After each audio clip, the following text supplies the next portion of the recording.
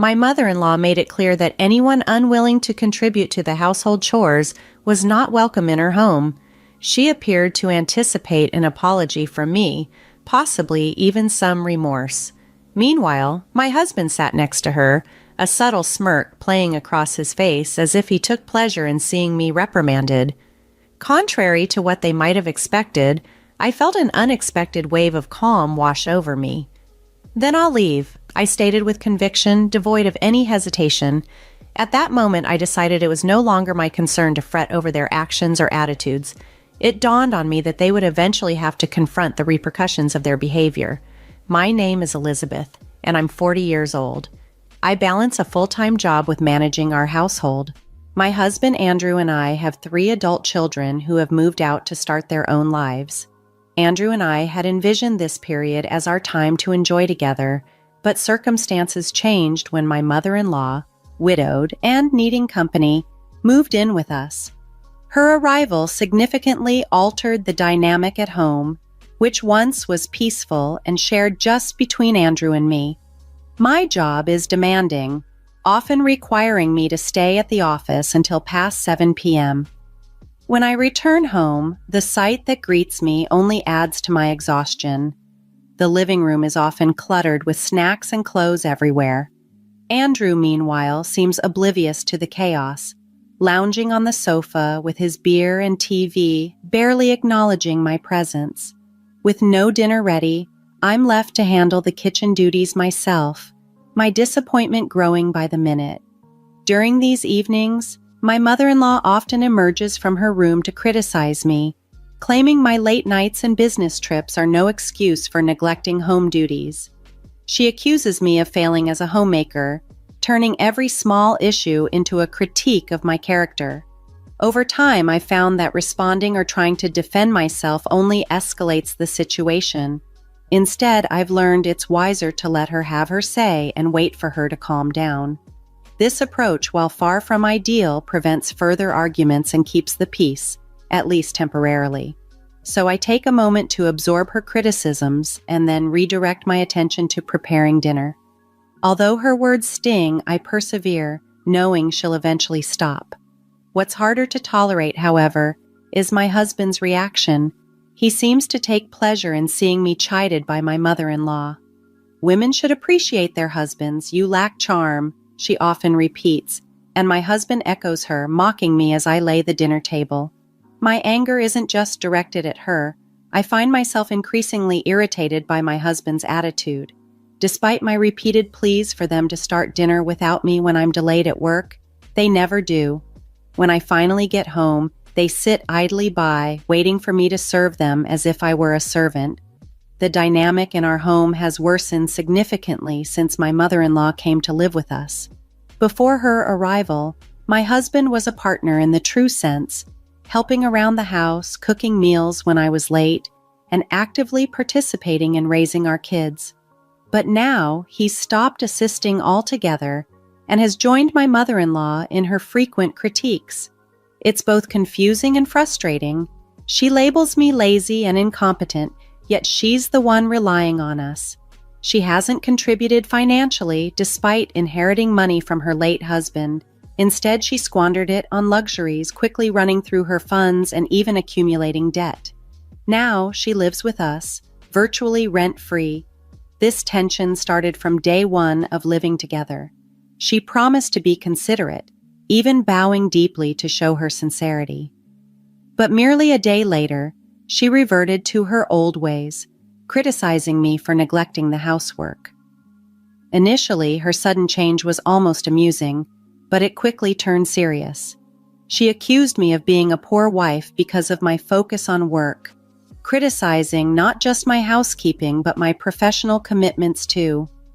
I tried explaining that my job sometimes demands late hours, but it seems to fall on deaf ears. Despite my attempts to explain, my mother-in-law didn't listen. Instead, she suggested that I take a part-time job at the local supermarket, as if that would somehow be more suitable.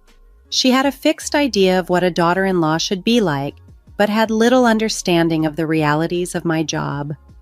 Living with her became increasingly challenging.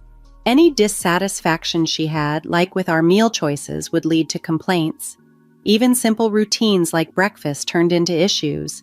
We used to grab bread or buy lunch, but she disapproved of these habits. Reluctantly, she started following our household rules, but not without constant grumbling. Dinner time became the focal point of contention. She insisted that it be served promptly at 7 p.m. with at least 3 side dishes and demanded that everyone eat together. She claimed this was what normal families did, but my work often kept me well past 7 p.m., making her demands impractical. Her rigid expectations clashed with the reality of my professional obligations, which were essential for our financial stability. She doubted the necessity of my job, suggesting that my husband Andrew's income should be sufficient and insinuating that my work was more about personal choice than financial need. When I looked to Andrew for support, he simply dismissed the concerns, suggesting I would learn my lesson eventually. His lack of defense only deepened my frustration. It seemed he was content playing the role of the indifferent, sympathetic husband who was seemingly incapable of contributing to household chores. This behavior irritated me even more because when we first moved in with my mother-in-law, he quickly aligned with her instead of supporting me. Since then, they have both seemed to team up against me, treating me unfairly. Whenever I attempted to involve Andrew in the housework, my mother-in-law would interject, declaring such tasks were the wife's responsibility, and Andrew did nothing to challenge her. This change in dynamics puzzled me, as we used to collaborate well before. Eventually, I started noticing a pattern. Andrew smirking each time his mother criticized me. It dawned on me that perhaps he was uncomfortable with the fact that I earned more than he did, and maybe he resented taking on household duties for that reason. This realization made me question many aspects of our relationship and how much had changed since his mother moved in with us. Andrew can't voice any dissatisfaction, as he is traditionally seen as the family provider, but I suspect he's been relishing this situation since it began. When my mother-in-law moved in, she frequently criticized my role in the household, openly questioning whether Andrew was truly the head of the family. This seemed to provide him with a certain satisfaction when I was scolded, revealing a side of my husband that I hadn't fully acknowledged before, even after all these years together. Following her arrival, I spent many anxious days contemplating what to do. The once peaceful atmosphere had been replaced by constant tension. My mother-in-law was incessantly problematic, and Andrew was proving to be unreliable. Before she came, I hadn't felt the need to make any drastic decisions. One day while I was out shopping, a neighbor approached me with a remark that caught me off guard. She suggested I should be more considerate towards my mother-in-law. Surprised, I asked her to elaborate. She confessed that she wasn't fond of her mother-in-law but didn't consider herself inconsiderate. Then she revealed something unsettling. My mother-in-law had been talking about me. According to her, I neglected all housework, our home was always a mess, and laundry was perpetually piled up. She claimed her rheumatism was worsening because she had to do chores herself, since her son, Andrew, returned home late from work. Hearing how I was being portrayed was shocking as a neglectful wife who relied on bread for every meal, leaving my mother-in-law to lament and complain. This narrative had begun to affect how people in our neighborhood viewed me. It became clear that the cold, less friendly reactions I was receiving were due to the stories my mother-in-law was spreading. Despite her small, frail appearance, she knew how to elicit sympathy from others, painting herself as a victim of a lazy daughter-in-law who shirked all household responsibilities. The neighbor's look was one of cold accusation, reflecting the impact of these harmful tales. Feeling a deep sense of embarrassment that our family issues had become neighborhood gossip, I murmured a denial and quickly returned home. As I entered the living room, I found my mother-in-law absorbed in her TV show, snacking away. "Please stop spreading rumors," I urged firmly. To my dismay, she just laughed and insisted, "But it's true." Something inside me reached its breaking point. If she was determined to persist in her falsehoods, then I would no longer uphold the pretense of a dutiful daughter-in-law. The very next day, after returning from work, I was met with the usual demands for dinner. This time, however, I bypassed my husband and mother-in-law's complaints, went straight to the kitchen, and prepared just a single serving of instant ramen for myself. Seeing this, my mother-in-law's face turned a shade of crimson, her protests growing louder. "So, you're just proving you're the worst daughter-in-law, not doing any housework, huh? Fine, if that's the way you want to be," she declared angrily. As I quietly enjoyed my noodles, she was left speechless, eventually turning to my husband, seeking his support. When he approached me, I laid out the whole situation. "Mom's been telling everyone that I'm a terrible daughter-in-law who neglects the housework. When I confronted her, she doubled down on her claims, so I've decided to just stop doing chores altogether. I'm only doing what she's been telling everyone." I shared the encounter with the neighbor from the previous day. My husband, looking concerned, tried to mediate. "Mom probably just exaggerated. Don't be so stubborn," he suggested. Despite his mother clearly being in the wrong, he still sided with her. Exhausted and without the energy to argue further, I discarded the empty ramen cup, ignored his pleas, and retreated to the bathroom. There, I did my laundry and took a bath in solitude. As I soaked, a wave of relief washed over me. It became clear that regardless of my efforts, I was always going to be labeled as the bad wife. From that moment on, I decided to stop engaging in the household tasks my mother-in-law complained about.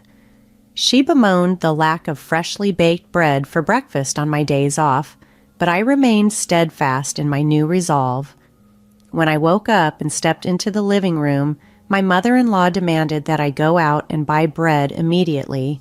In response, I retorted, "Why don't you buy it yourself? I'm such a bad wife. I'll only buy my share. From now on, you'll need to pay for your food or handle it yourself." With that, I ignored her protests, made myself coffee, and quickly ate my bread. As I watched her reaction, a part of me worried that I might have been too harsh, but considering all I had endured, it felt justified. After finishing my breakfast, I tidied only my part of the cluttered living room and settled down with a book. The calm was soon interrupted by the doorbell. Glancing at the monitor, I saw a group of more than 4 elderly people, all familiar faces, standing there with visibly upset expressions. Confused, I watched as my mother-in-law rushed to greet them. They filed in, one after the other, and I was taken aback when one of them abruptly berated me. "I hear you're the wicked woman who doesn't even care for her mother-in-law." These visitors were my mother-in-law's siblings and their spouses. She had spread false tales of mistreatment. She accused me of not feeding her properly and not allowing her to bathe, pleading for their intervention. Being the youngest of 4, with 3 elder siblings, she had a significant support network. Now, with spouses included, there were 8 elderly people in my living room, labeling me as some kind of demon wife deserving of retribution. Their accusations made me break out in a cold sweat from fear. "This is a misunderstanding," I finally managed to say, my voice trembling. But then, the eldest brother raised his voice, pounded his cane on the floor, and yelled, "Stop making excuses!" The others joined him, demanding that I apologize and reflect on my supposed misdeeds. Just then, my husband arrived, drawn by the noise.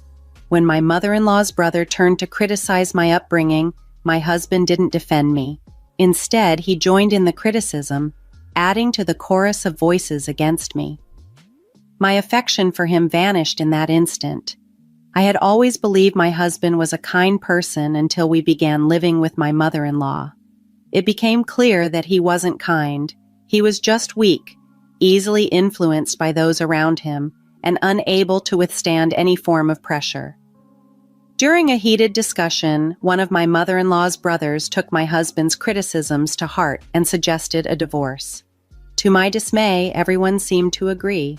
My mother-in-law then offered me a so-called second chance, provided I promised to change and better serve her and my husband in the future. Trying to hold back tears, her siblings urged me to be grateful, claiming I would never find a kinder mother-in-law elsewhere. They even decided to implement a rotating schedule, taking turns each week to check whether I was keeping up with the household chores and attending to my mother-in-law and husband's needs adequately. Once their plans were set, everyone appeared content and decided to celebrate their reunion with a sushi outing, leaving the house together.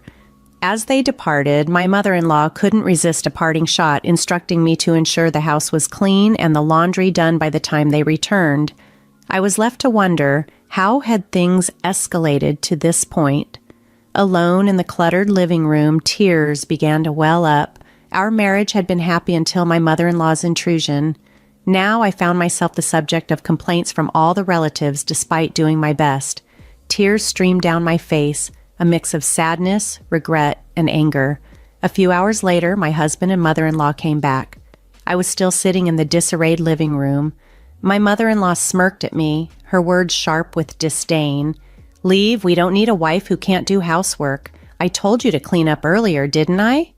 Seemingly tipsy, she demanded that I leave immediately. My husband, with a grin on his face, joined in, thinking his support would ensure I complied quietly. I had reached my limit and no longer had the desire to exert myself for them. "Fine, I'll leave then," I said calmly as I stood to exit the living room. Behind me, I heard my mother-in-law and husband laughing, probably thinking I was just bluffing. But their reactions didn't matter to me anymore. I went to my room, packed my things, and left the house without another word. About a week later, my mother-in-law called me in a panic. "Andrew says he has no money. What does that mean?" she asked frantically. I responded with the stark truth. "Andrew earns only a third of what I do.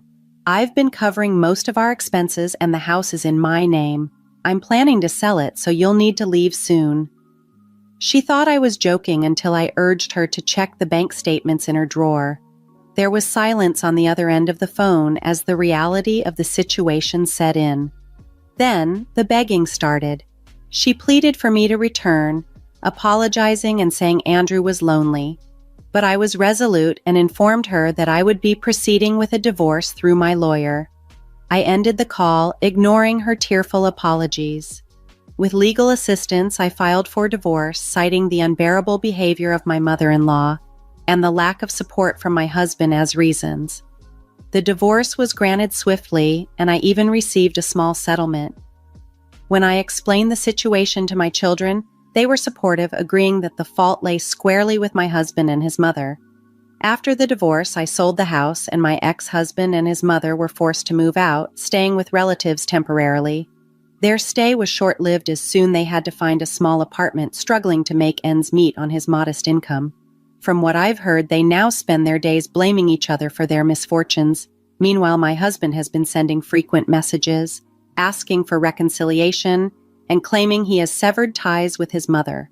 However, I find these messages more of a nuisance than anything, and am considering blocking him to maintain my peace. Without their constant criticism, I feel liberated and ready to live my life on my terms, focusing on personal fulfillment and well-being.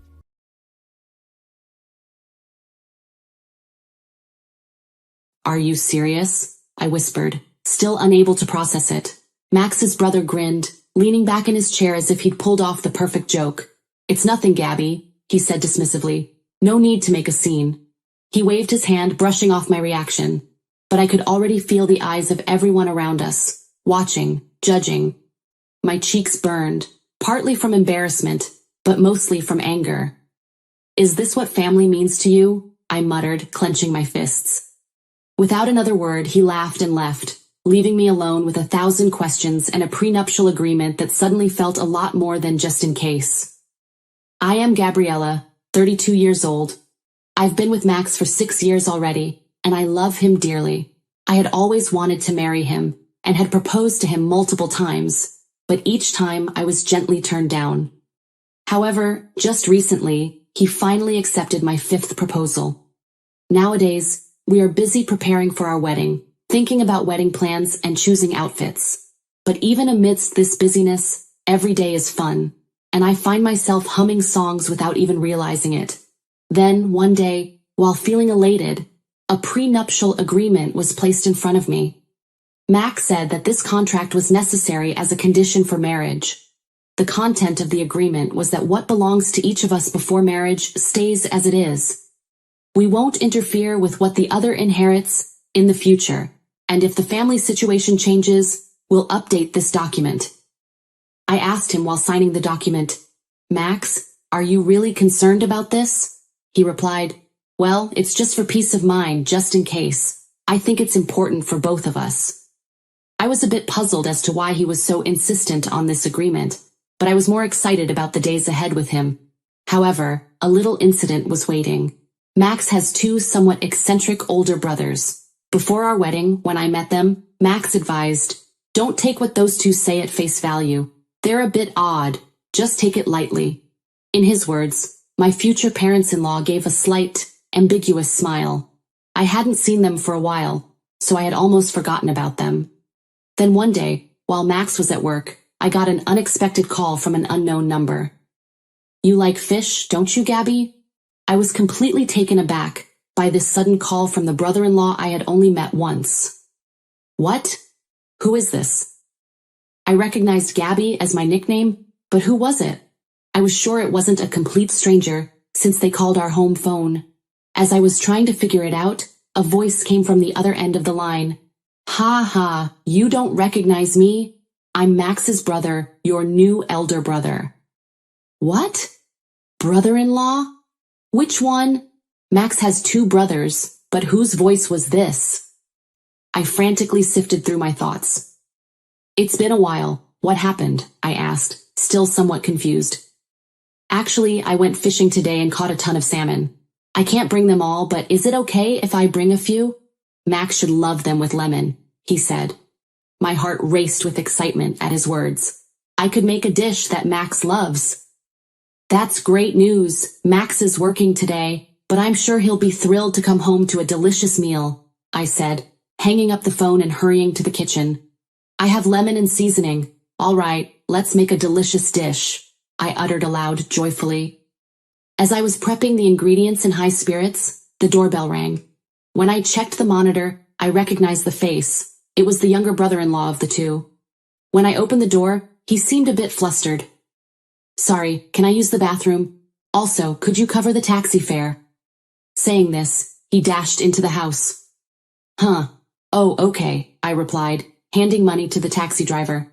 When he came out of the bathroom, he took a deep breath of relief. "Thanks for that. You saved me. Also, could you lend me a bit of money?" he asked with a smile, extending his hand. "Huh? Money? For what?" I looked at him, slightly puzzled, and he chuckled. "The fish isn't free?"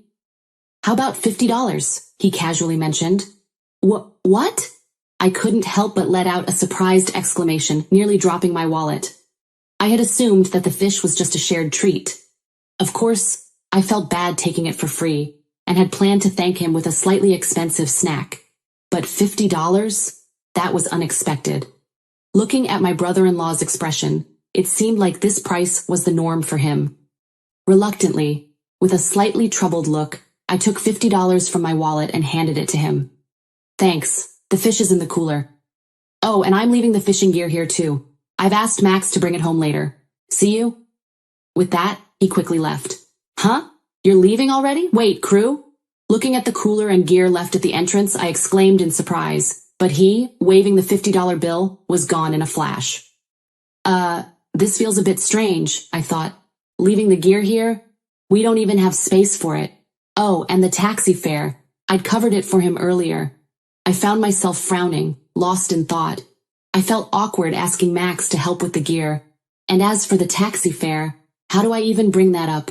What caught me off guard even more was the cooler's contents. Trying to gather my composure, I intended to prepare a dish. But when I opened the cooler, I gasped, "What? What is this?" Inside, resting on a pile of ice, was a single small salmon. And that was it. I stood there, stunned and speechless. From the way my brother-in-law had talked, I'd been looking forward to a whole haul of fish. I'd even sliced some lemons in anticipation. Now staring at the lemons I'd excitedly prepared, all I could do was sigh. Several months later, I was at a small cafe nearby when I got an unexpected call from my husband's elder brother. He sounded urgent. "I have something I need to discuss with you, but don't tell my younger brother," he said quickly. "Listen, it's important, but I can't let my brother or our parents know," he explained. Though slightly nervous, I agreed to meet him at the cafe. It was cozy, bright, and in the daytime, so I thought everything would be fine. As soon as I opened the cafe door, I heard him call out, "Gabriella, over here." Embarrassed by the glances from other customers, I hurried over to his table looking down. "Look at you, blushing. Gabriella, you're adorable," my brother-in-law grinned, making my cheeks burn even more. "Please, can you keep it down?" I whispered, but he just waved his hand casually. Okay. Then turning to the woman seated next to him, he introduced me. "This is my new girlfriend." A stylishly dressed, beautiful woman stood up and looked at me just as I was about to greet her. She shouted in a low voice, "What's this about?" The next moment I felt a slap on my cheek. Stunned, I couldn't comprehend what had just happened. Did a stranger just slap me? Why? The furious woman in front of me shouted, "This is your new girlfriend? She's so annoying." She stormed out of the cafe. "Wait, Oscar, what kind of prank is this?" I asked, my cheek hurting. I was so shocked that my throat went dry, but my brother-in-law just casually said, "Actually, I had a fight with my girlfriend. I thought of replacing you as my new girlfriend and ending the relationship. Thanks to that, it's all over now." And he laughed. "You're kidding, right?" I couldn't believe it. I started to feel irritated by his nonchalant attitude.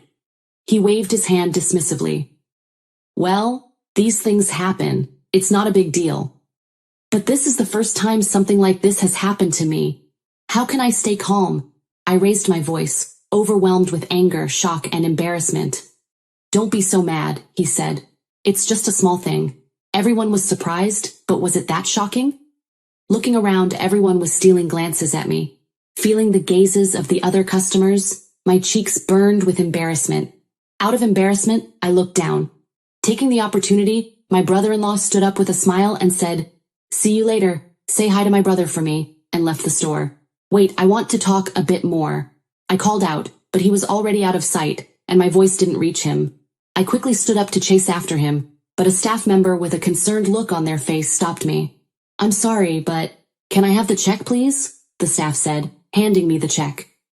The only thing that came to mind was, seriously? Recently, I'd been having more issues with my in-laws, and was thinking about keeping a distance from them in my heart. But with so many troubles in succession, I felt both helpless and angry. After sharing everything with my husband, we decided to ignore any contact from his brothers. If they needed anything, they would have to communicate through my husband. After that, I decided to ignore the several messages I received. But it didn't last long, as there was a 60th birthday celebration for my in-laws, and I had to attend this heartwarming event. They have always been kind to me, and they weren't just important as my husband's parents, but also dear to me.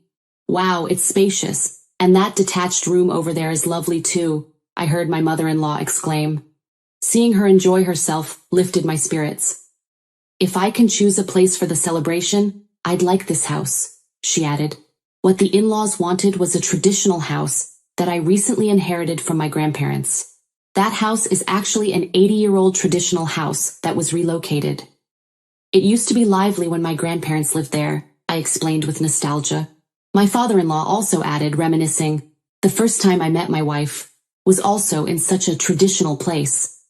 It turns out they met while touring old houses, enjoying tea together, and realized they were the same age. In fact, before my grandparents moved to a nursing home, this house was used as a traditional restaurant.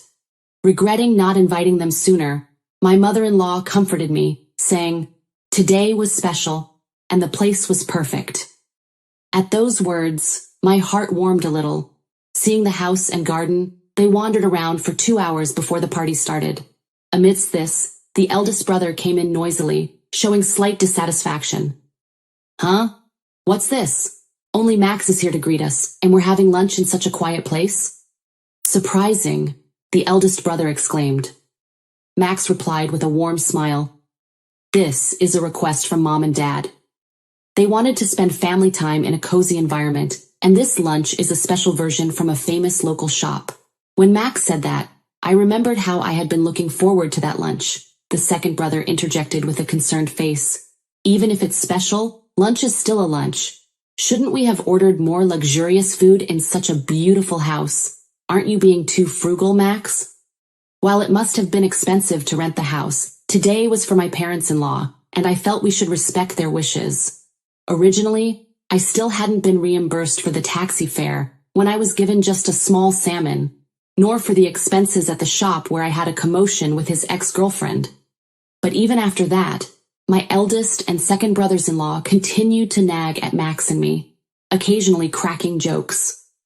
Through it all, Max maintained his usual calm and gentle demeanor. I really loved that about him.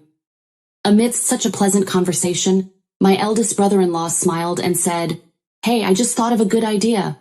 I became a bit worried. His good ideas sometimes took unexpected turns. Max looked at me with a slightly tense expression, possibly feeling the same way.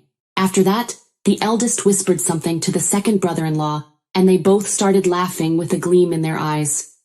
"We're family, right?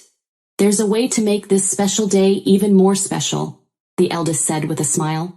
Suddenly, he looked at my husband and started speaking. "Has this place already closed down?" My husband replied gently, surprised. "Yes, it has." Then my brothers-in-law approached us with excitement. "Wait a second, are you implying that you're the breadwinner here?" the second brother-in-law said with a smile. The eldest exclaimed, "Owning such a wonderful place and a big house, you're really lucky." My husband tilted his head, confused. "Wait, are you misunderstanding something?" But my brothers-in-law continued. The second brother said in a playful tone, "You can't keep this wonderful place all to yourself. Share it with us. Aren't we brothers?" The eldest chimed in, grinning. I understood their intentions and came up with a little idea. "What do you want?" I asked with a laugh. They looked at me, eyes shining, probably thinking of our family assets. But I couldn't simply comply with their demands. After all, this house was inherited by me and not my husband. My husband has always been supportive, especially when inheritance matters arose. He often reminded me, "If there's any problem, consult me. Remember to manage our prenuptial agreement properly." Thinking about his warmth and sincerity made my brothers-in-law's attitude even more displeasing. "This place is in an absolutely perfect location, isn't it?" the second eldest brother said, gesturing around. "Just a short walk, and you can get anything you need. And this house, isn't it a bit too big?" he added, exaggerating. "Maybe we should let our younger brother's family live here," the eldest suggested, crossing his arms. "If you don't agree, we don't have to meet anymore." Taking a deep breath, I calmly replied, "It's fine." They were stunned. "Really? Can my younger brother live here?" I answered with a smile. "Yes, of course. You are very welcome, not just for the younger brother-in-law, but for you as well. I hope you all find the house to your liking. Here are the keys." When I handed over the keys, the expressions of the brothers-in-law instantly brightened up. "Really? We're so grateful." The second brother-in-law smiled and the eldest added, "Yes, Gabriella, thank you so much." The two of them happily wandered around the house, looking around. On the other hand, my husband spoke with a slightly worried look on his face. "Are you sure about this?" he asked, taking my hand. "Don't worry, I've thought it all through," I reassured him. A few days later, while relaxing in the living room, our intercom rang urgently. Opening the door, my brothers-in-law were visibly panicked. "Why is this happening? We didn't know the house was going to be demolished," they said, waving a notice of demolition in their hands. "Oh, that was planned," I replied calmly. They questioned in shock. "Why?" I explained, "A new apartment building is set to be constructed there. To do so, the existing house must be demolished." They stared at me, stunned. I further revealed, "The high-end restaurant has received relocation offers due to its prime location. I kept it unchanged because of a 60th birthday celebration, but today marks a significant change for it." They exchanged anxious glances, noticing their surprise, I felt a bit satisfied. Is the house really going to be demolished? Are you serious? They asked, eyes wide. Smiling, I continued, yes, I am. So you might want to retrieve any valuables soon. Everything inside will be discarded.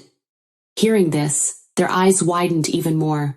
Observing the heavy machinery outside, I added, considering how active the construction site is, work might start soon, so if you have valuable items, it's safer to take them now. After a moment of silence, they started discussing hastily. Is this really everything we need to rush for? The second brother asked, looking at the eldest. Watching their frantic departure, I turned to my husband. It seems they really didn't know, I remarked. My husband replied with a warm smile.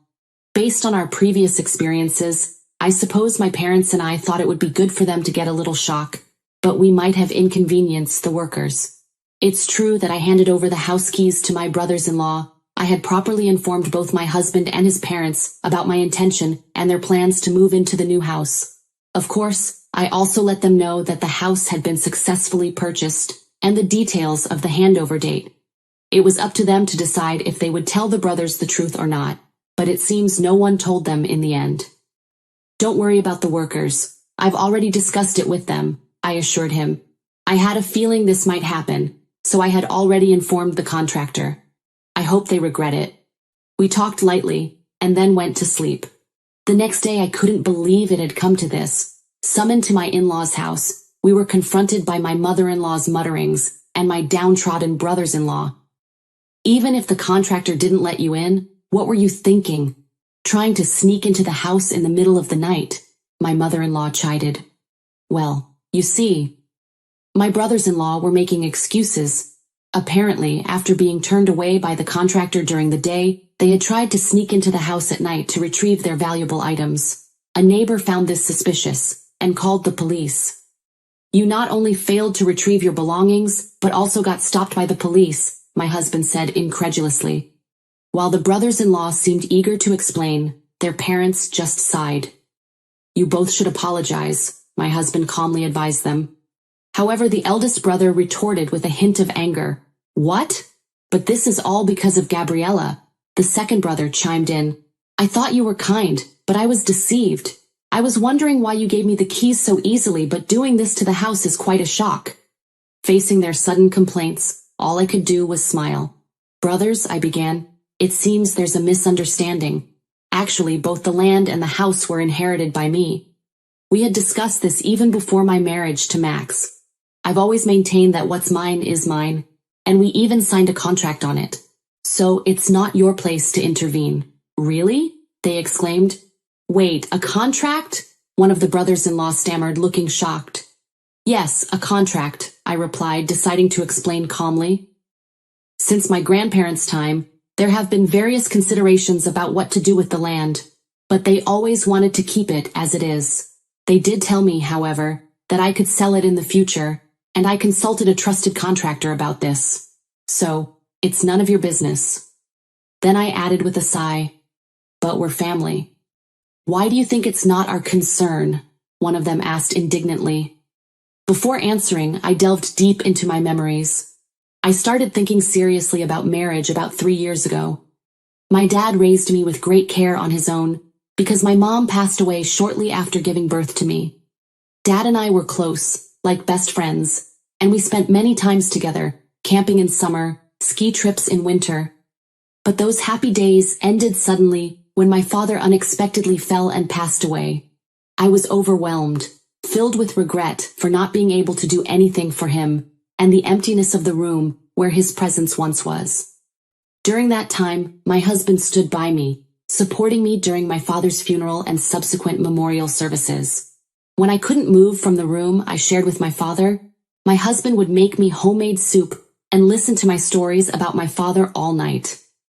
I really want to marry you, I had told Max during my 5th proposal. You've always been on my side, always thinking about me. If you have something you don't like about me, I'll fix it. Max looked troubled and replied, I want to marry you, but there are issues with my family. I don't want to burden you with them. I reassured him, I truly love you, Max, and I don't care about any problematic family. And with that, we decided to get married. I absolutely have no regrets. I wanted to fulfill my grandparents' wishes, and I am satisfied that I did so. But Max's brothers were a different story. I can't believe how presumptuous your brothers are, I declared firmly to Max one day. I can't forgive them anymore. They will pay for everything they've done. Taxi fares, expensive food bills, compensation for slapping me, the cost of our tea at the cafe, Max added, nodding in agreement. Utilities for the house, the expenses from calling the police, and everything else. His brothers turned pale. What? Even for that? That's unbelievable, one of them muttered in disbelief. Then an even bigger surprise awaited them. Their father announced, "You're disowned." What? Please don't, Dad, they pleaded. Afterwards, the brothers were kicked out of their parents' house. Their problematic behavior became known even to distant relatives. Having lost their place, the brothers were abandoned by their girlfriends and families. Now they seemed to live quietly in a small apartment. Is this our new home? I asked Max when we arrived at our luxurious high-rise condo. Can we really live here without any issues? Max nodded. Of course. As a condition for relinquishing the land, we agreed to buy this floor in the building. I'm happy that we can live close like this. Parts of my grandparents' old house, like its pillars, were incorporated into our new home. We took new photos as a family. Let's display this photo alongside the old ones, I suggested. The photo captured the happy faces of my family. From now on, I thought to myself, I'll cherish the smiles of this family.